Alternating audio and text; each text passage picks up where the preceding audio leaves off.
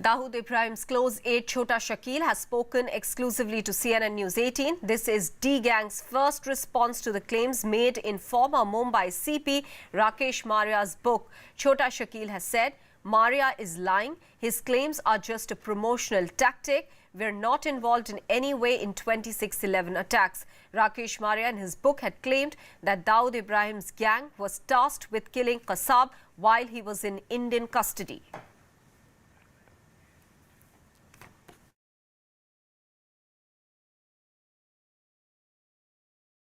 आज राकेश मारिया की बुक का लॉन्च हुआ है जिसमें मारिया साहब ने कहा है कि कसब जो था वो जब आया था तो उसको कस्टडी में मारने की जिम्मेदारी दाऊद इब्राहिम को दी गई थी। तो उसके बारे में आपका क्या कहना है? यार मारिया साहब के इस झूठ का तो जवाब मेरे पास नहीं है। अगर वो भाई का नाम लेके अपनी बुक को प्रमोट करना चाहते हो तो बात अलग है। वो अपने किसी भी बच्चे के सर पर हाथ रख के कसम खाकर बोले ये बात सच है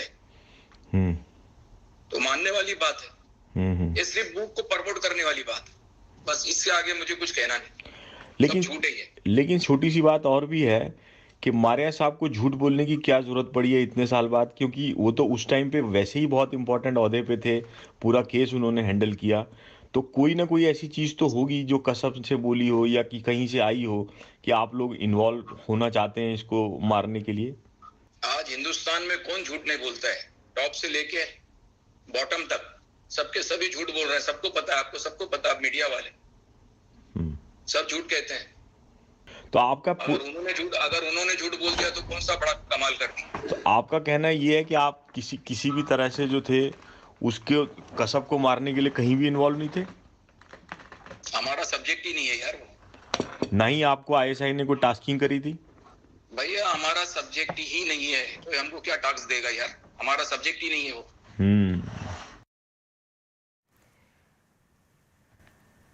Vinaya Deshpande is now joining us with more details. Vinaya, first of all, take us through exactly what Rakesh Maria has said in his book with regards to the D-Gang being tasked with killing Ajmal Kasab in custody of India, when he was in India's custody rather. Well, Mahak, some very clear-cut passages in the book that Rakesh Maria has written where he has clearly said that there was a security threat, risk to the life of Kasab, and that is why it was of utmost importance for the country to make sure that its most vital enemy was kept alive and that there was no problem in the security. And that is exactly, while elaborating on that... All right, just hold on to your thoughts there, Vinaya. We are joined by Mr. Ajmal Kasab right now. Mr. Nikam, first of all, this claim that Chhota Shakeel is now making that they were never tasked, that is the D-Gang was never tasked with bumping off Ajmal Kasab in custody when he was in India, when he was caught. Now, there was certainly a threat perception which was very real over Ajmal Kasab. After all, we had caught a terrorist alive. What is it that during the course of investigations and when this case was brought up in court did you learn? See, there are two things. Firstly, what has been transpired during investigation, this is one issue, and what is being filed by the police after investigation by means of a charge sheet. The role of the public prosecutor comes only after filing of the charge sheet. Correct. See what that Chhota Shakeel says and who has said about all these things, I'm not concerned about it.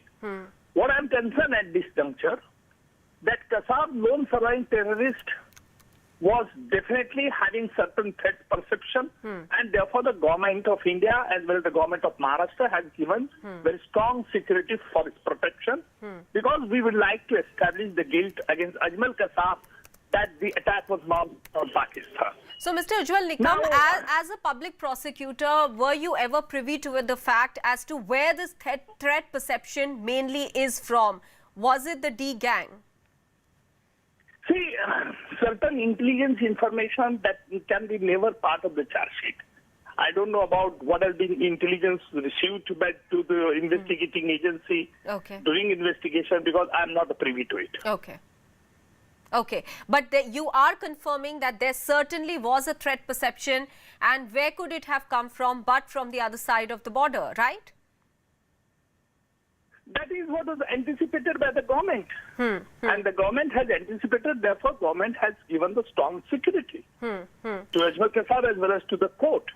Because ultimately we were required to establish that how Lashkar-e-Toiba had a links with this attack and how Lashkar-e-Toiba, that is a terrorist organization, has planned this attack. While this case was being, heard in court, Ujjwal Nikam, during that period, since you were, a public prosecutor, did the investigating agencies say anything to you about putting out this issue of threat perception also in court so as to establish that Ajmal Kasab had come from the other side of the border? It is not necessary that the investigating agency should part with all such type of intelligence information to the public prosecutor. Public prosecutor has to marshal the evidence, has to prove the case on the basis of the hard evidence against the criminal. And therefore, I am not aware of as to what has been transpired during investigation and what investigating agency had got such information. I am not a party or not privy to it. The lawyer that Ajmal Kasab would have got in court, did he ever raise this issue of a threat perception? No. His lawyer has never said about such threat perception. But the lawyer has definitely been in a... the lawyer was fully aware of all these things and security was also given to him. And as a public prosecutor, I am concerned with the evidence which is in the form of charge sheet. Correct. Correct, sir. But, this claim has been made in Rakesh Maria's book. And in that, he says that this threat perception was from none other than the D company. And our investigations editor spoke with Chhota Shakeel, who is denying this completely, saying that that was not one of the tasks that they were given. See, I am not aware, I have not read the book of Mr. Rakesh Maria, first thing. Secondly, what Mr. Maria got such intelligence information, I am not a party to it, nor privy to it, nor nobody had communicated. So I can't comment upon this type of information. All right. All right. Ujjwal Nikam, many thanks for speaking with us. So, Ujjwal Nikam there confirming that there was a threat perception on Ajmal Kasab. However, he says that the charge sheet had nothing which mentioned that this threat perception was coming from a particular source. He says it is not necessary that the public prosecutor is given that information. Let me go across to Abha Singh as well, who's joining us on the phone line. Abha Singh, today Chhota Shakeel is denying what Rakesh Maria has said in his book, but the public prosecutor Ujjwal Nikam in this case is also pointing out that there was a threat perception, certainly as far as Ajmal Kasab is concerned.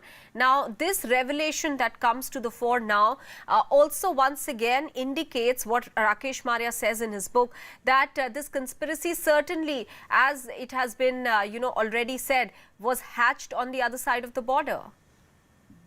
When Rakesh Maria is giving such sensitive information in his book, I want to ask a question that why did he not share it with the government? Why did he not share it with the other police officers that there was a threat from Chhota Shakeel on behalf of Dawood Ibrahim that they should execute Ajmal Kasab? And Ujjwal Nikam also just now said on your channel that there was nothing like this in the charge sheet and hence he cannot comment. Yes. But if Rakesh Maria, former police commissioner, is writing these things in the book, he should know as a cop that the CRPC very clearly says that you must share this information with the government. So why did he keep quiet then? And now when he is speaking, this is absolutely unbecoming of a public servant.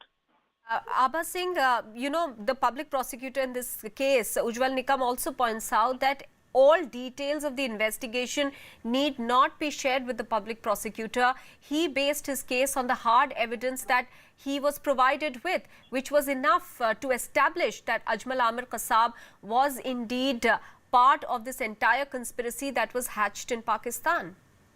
No conspiracies. He may not tell the public prosecutor, but there would be his other fellow officers of the team which would be working on it. They should know about it. If there are any file notings, they should know about it, because writing in a book, because lot of officers are doing, be it IPS or IAS, when they are in positions of power, they keep quiet, and once they retire, they come out with these revelations. I think these need to be looked into. There is a code of conduct which is there for every officer. So why did Maria not bring this to the public notice at that time? Why did he keep it and only to write in a book? But Abha Singh, is it also not against service rules to be giving out, sensitive information? How could he have done it when he was in service? No, he was not giving out, but did he inform the chief minister? Did he inform the home minister? Because ultimately, the police department is responsible, comes under the home department. So my issue is, were these things brought out in public? And now when Mr. Maria says that even in Peter Mukherjee's case, Deven Bharti was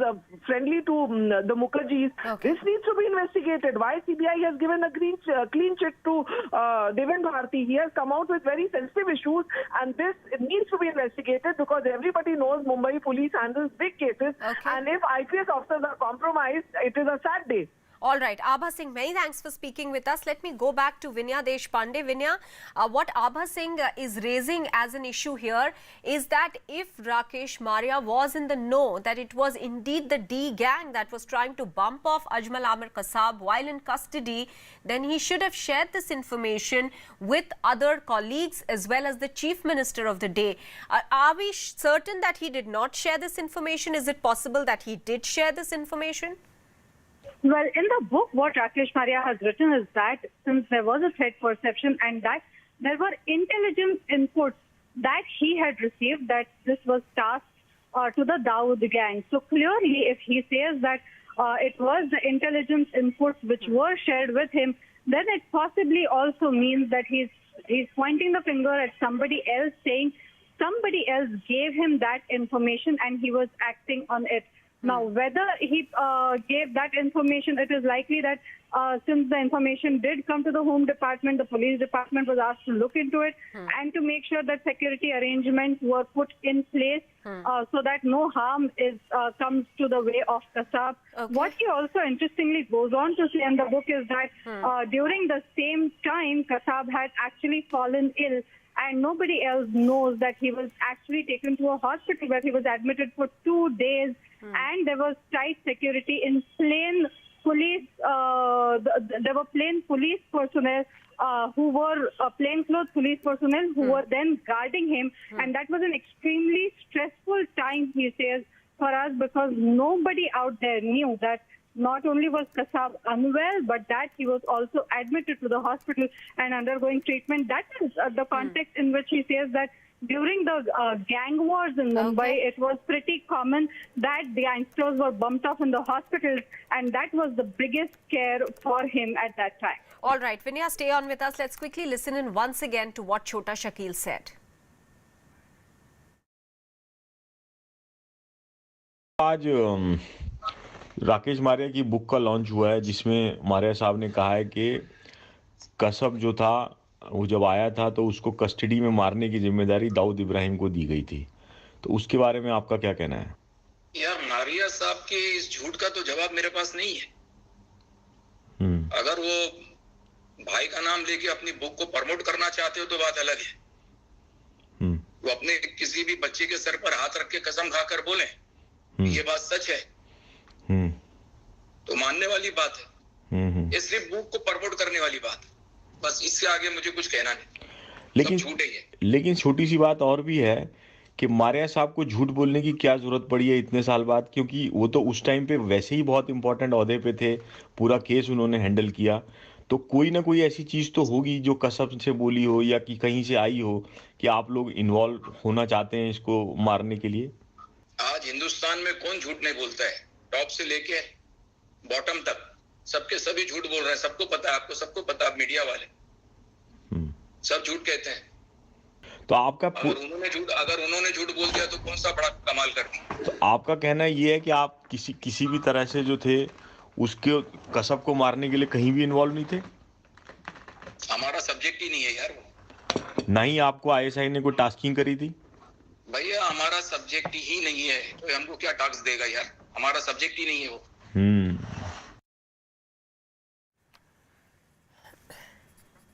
All right, Vikram Singh, former Uttar Pradesh DGP, is also with us on the phone line now. Vikram Singh, first of all, you just heard Chhota Shakeel there in conversation with our investigations editor. But Abha Singh has raised a very significant point about Rakesh Maria's book, saying that if Rakesh Maria was privy to such sensitive information, that it was indeed the D gang that was trying to kill Ajmal Kasab when he was in custody. Was it not imperative for him to have shared this information with the then Chief Minister of Maharashtra or with his colleagues? I would say that one should be privy to how police interrogation works and how these sensitive things are archived. In a matter of interrogation and hardcore intelligence, it is kept in the archives and they still would be available in the intelligence headquarters. Make no mistake about it. But they are not privy. Rakesh Maria is an officer of unimpeachable integrity and professional competence. It doesn't stand to gain or lose. And this is an open fact that this was touted to digress the attention not only in India but the world over, to add a new dimension to the game of terrorism. And I would not discount, because I'm also privy to the fact that things were working, although I was not directly involved in these operations, but many operations in which I was involved, I did get to hear these things second hand and third hand, but there was no relevance. Rakesh Maria handled it first hand, interrogated Kasab personally, therefore he knows what he's talking about. Okay. And do you think for a moment Rakesh Maria would be gaining anything anyway? I would compliment Rakesh for coming out with the truth, even if it is after the lapse of many years. But the fact remains that this can still be confirmed in the archives of the Intelligence Bureau and all other officers who interrogated Kasab. It is not something that imagination is playing tricks with Rakesh. There were many interrogators, and the many interrogators would bear what Rakesh Maria has written now. It is not a figment of his imagination. All right, sir. But one question that comes up here is that even the fact that if the D gang was trying to bump off Ajmal Kasab would have stood in, as a very strong evidence of the entire conspiracy being hatched in Pakistan, because we know that Dawood Ibrahim is in Pakistan, so the message for this bumping off would be coming from across the border in that case. So that would have also formed very vital evidence that this conspiracy was hatched in Pakistan. Under those circumstances, do you not think this should have also been shared? I would say that we probably presume that assassination would have happened. They would hire assassins and killer squads to do it. No, there are subtle ways of doing it, by, say, insulin injections, by suffocation, where even no trace in the autopsy would be left. What was the cause of death? They are subtle players. They are players who know what their job is, and they would have done it in a manner in which nobody would have, the left hand would not have known what the right would have done. And these things have happened. You still have 7 or 8 murders where you do unnatural deaths, you do not know what the cause of death was. And this could also be the 11th or the 12th in the same series. And that is why I'm saying, sir, that having it part of the charge sheet, if there was indeed a serious threat perception on Ajmal Kasab, would have strengthened the case against him. Indeed, it would have strengthened the case. But I do feel that, yes, he was a high security prisoner, and there were serious attempts, the possibility of attack on him. But to discount it totally would be not, and it would not have served the interest of anybody, because it would have been done in a manner it could not have been traced back to ISI of Pakistan. Okay, all right. Many thanks, Vikram Singh, for speaking with us. RP Singh of the BJP is also with us on the phone line. RP Singh, your reaction, first of all, to this, Rakesh Maria's book, which is only becoming more controversial by the day. Well, it can be controversial, but fact is that what he has stated is quite appropriate, because when he says that there's a threat to Kasab by ISI because they wanted to further the theory of Hindu terror here. I mean, that's true. The Pakistan wanted that complete attack to be seen as a Hindu terror attack. Well, that's quite obvious, because ISI and Pakistan has interest in doing so. And the worst part is that leaders here in India were following the same theory. I mean, they are pursuing the same theory. That's the concern. All right. RP Singh, many thanks for sharing your views with us over here. Many thanks to Vinaya as well for joining us with all those updates.